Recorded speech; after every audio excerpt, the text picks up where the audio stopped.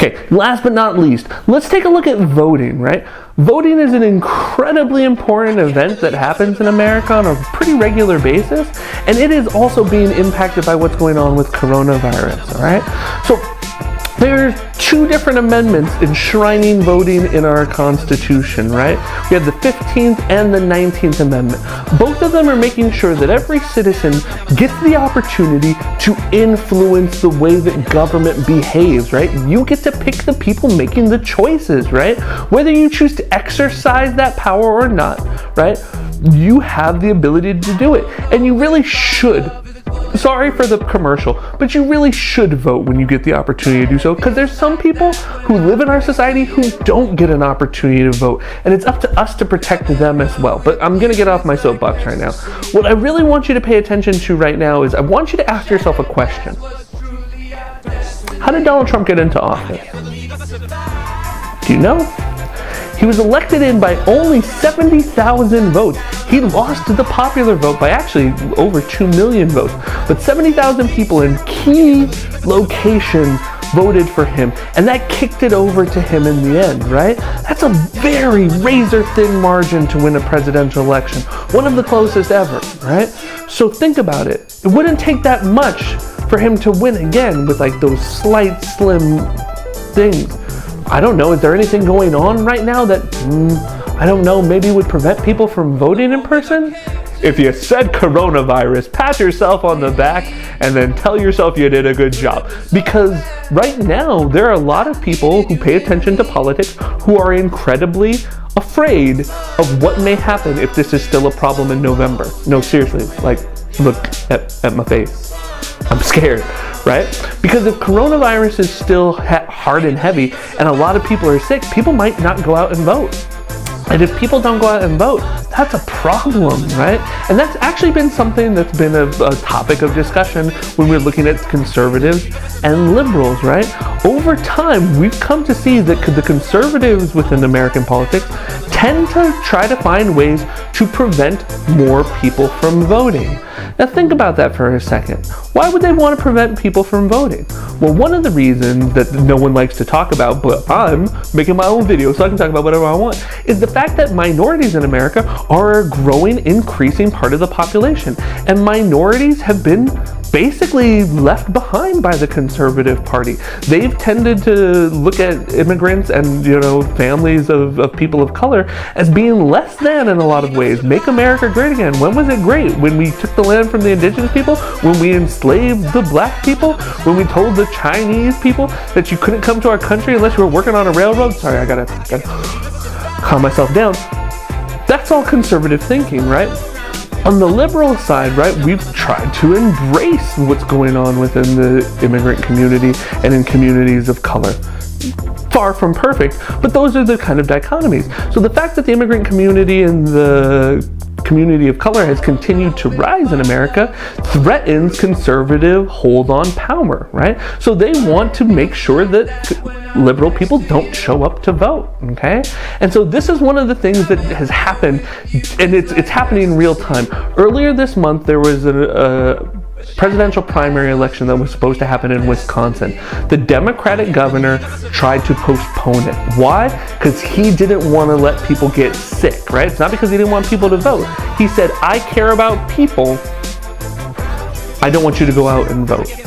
The Republican conservative Supreme Court of Wisconsin said, no, you have to show up anyway, or there will be no vote, right? And so they ended up having to vote, risking their lives literally to submit their votes, all right? I'm gonna kick it one last time over to the people at MSNBC, which is a liberal media outlet, meaning they have a particular point of view, but now that you know their bias, take it for what it will, but they're going to show you kind of a little bit about what went on with voting. There's going to be an article for you to read, and there's some questions for you to answer. If you haven't figured out the pattern at this point, bless you. Still got your looks. All right, answer those questions, and good luck. This is so wrong. This is just so wrong. This election should have been called off. They're telling us to stay in the house and, stand 6 feet from each other. But then one of the most important times They're forcing us to come out here in a group. Stop playing politics with our lives. You know, that's what I'm feeling.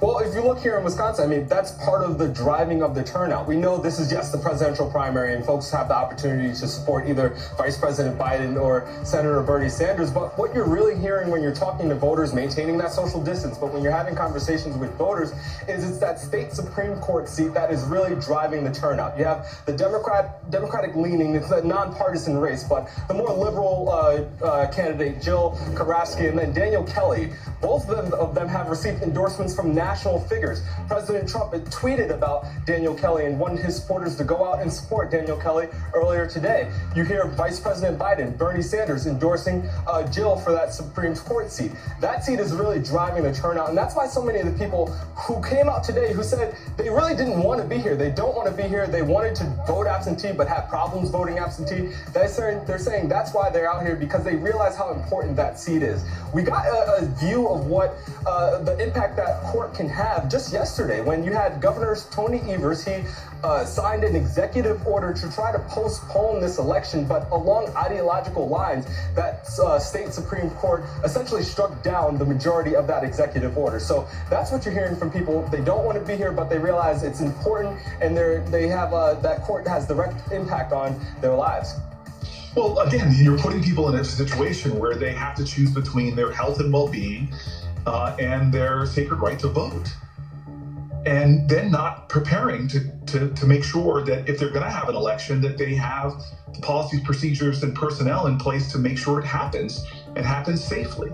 We see in result, whatever you want to say, in the result of this, it's not only undermining people's access to the ballot, but it is going to have a racially disparate impact. And so this is stuff that I heard from my grandparents about what was going on in this country, and to see in this moment in American history, to see the irresponsible decisions that were made by this legislature to put people at risk and to do things knowing that their state was not prepared, that are going to so undermine the right to vote for a lot of people, but frankly disproportionately impacting African American communities, is outrageous. And I stick to what I said. It's despicable. Really, this maybe is the worst, because what those lines show people, and I hope it makes the people of Wisconsin very angry, because they have the right to be damn mad about what they're having to go through today. And it is partisan BS that is causing them to have to go through this today. And I hope they use that as fuel in November to turn these people out of office and get back to parties who want everyone to vote safely, as many people as possible, without fraud. We can do that in this country. And it is incredibly discouraging that you are seeing this today in Wisconsin. I predict they will have a record turnout, because I got a feeling there's people that will crawl through glass this year to vote, to change the environment and the culture that they're seeing emanating from the Oval Office. It didn't have to be this way.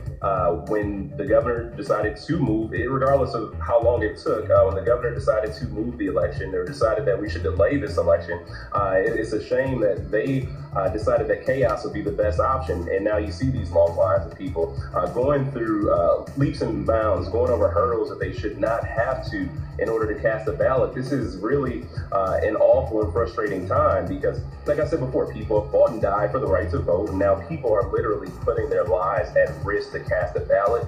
And in good faith, I can't even tell people to go out there and vote, because it does not feel right. It is not the responsible thing to do, and that is the position that Republicans in the legislature have us in, and they thrive off chaos. I mean, look who their president is. This is their MO, and I don't know how long we can go this way, but I hope people don't forget this in November.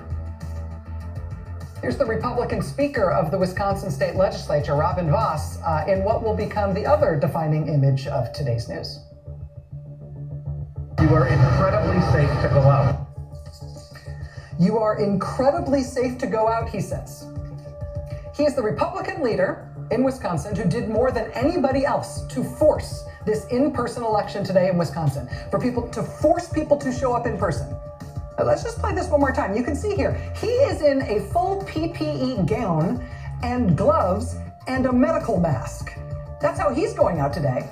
But he's assuring everyone in his state that there's no problem. It is perfectly safe for you to go out. Just look at him. Look how safe he is. You are incredibly safe to go out. You are incredibly safe to go out. Don't you feel safer just looking at me? What, you don't have this? You don't have this kind of equipment? Wisconsin's not even going to count the ballots until next week. But presumably the Republicans got what they wanted today from holding this election in what was deliberately the most dangerous way to do it. So they got what they wanted today in Wisconsin.